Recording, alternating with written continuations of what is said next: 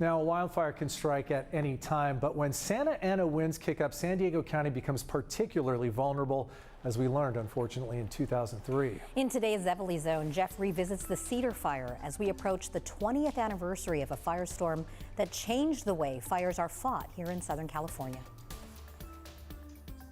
The Cedar Fire was first reported at 5:37 p.m. on October 25, 2003.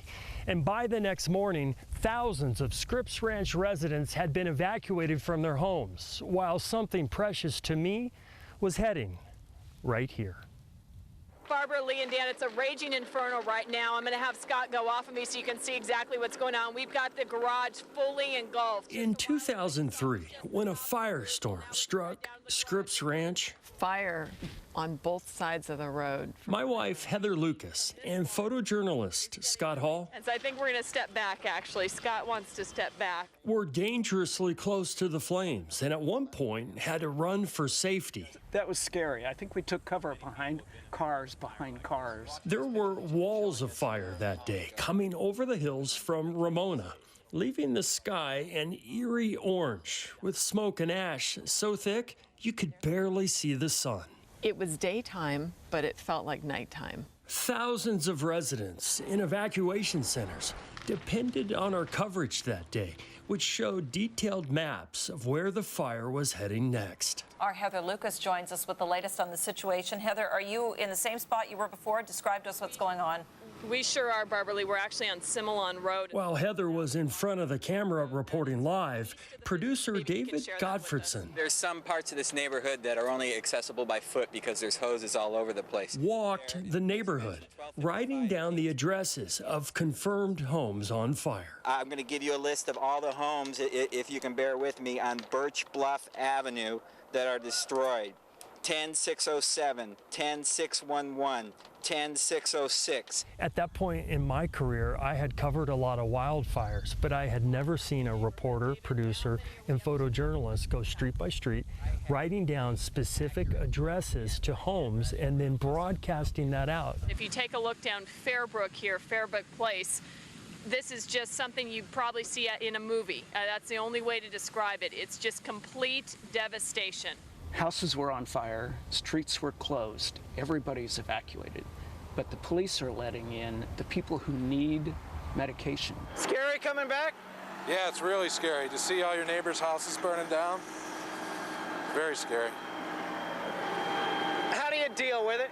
What do you do? You just have to rely on your family and friends at this point. Firefighters are doing all that they can. At the time, in 2003, the Cedar Fire grew to be the largest wildfire in California history, destroying nearly 3,000 structures.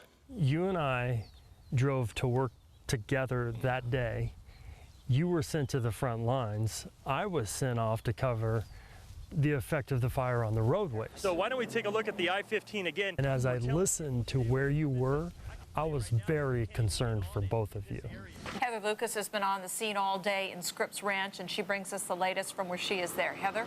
That day, we went street by street, trying to stay out of harm's way. We're again on Kings Pine Road. At one point, our crew tried to save a stranded dog.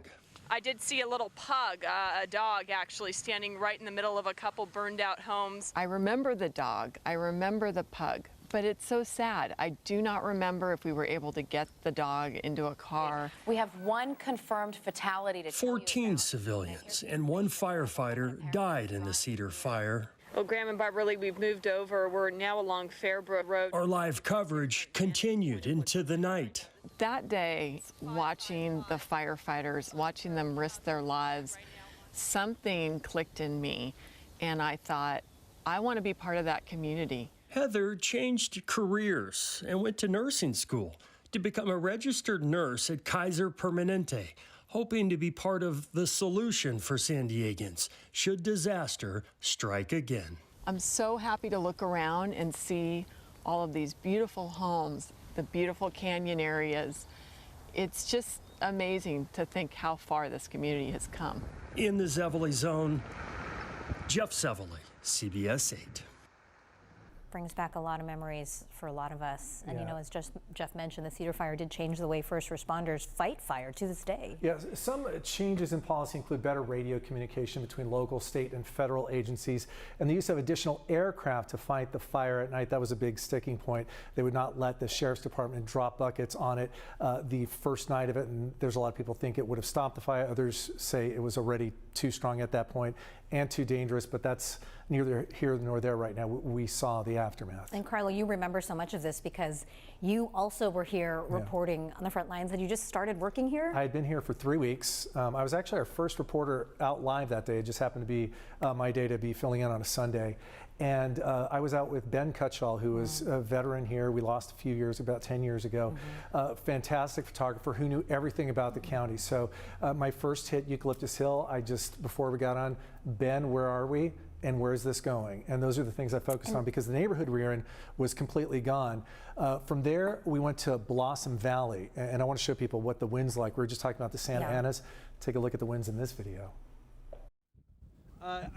Wind's blowing me out. I can't hear you clearly, but all I can say is it's very windy here. I did hear Jeff Zevely talking a little bit earlier that over in Scripps Ranch they were looking at 10 to 25 miles an hour. We wish we had it so easy here. The winds are gusting up the crest of this hill and just creating blast furnace conditions, just supercharging these fires and just making them burn so quickly and fiercely. It's hard to really comprehend unless you're standing close to it. You're looking at pictures right now.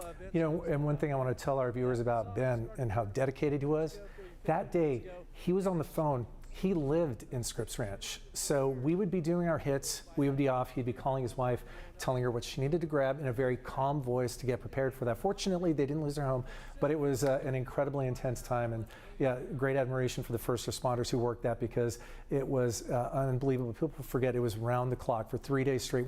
It was like an Armageddon time in San Diego. You think back to that time in 2003. I actually came for my interview here in November, 1 month later. We didn't have cell phones then. We didn't have iPhones where we could look up map coordinates. I mean, and that is why David Gofferson was reading the addresses. There was nowhere, iPhones didn't exist back then. So we were the information source for a lot of these people wondering if their homes survived. And for you to have only been here 3 weeks and then put into the middle of that. I had Ben, so he was better than Google. So we were right, okay. there we go. We Ben Cutshall, better than Google. All right, so we're going to be doing more on wildfire coverage this week. And this year's, I mean, it's been 20 years. We'll be doing much more as we get closer to that anniversary.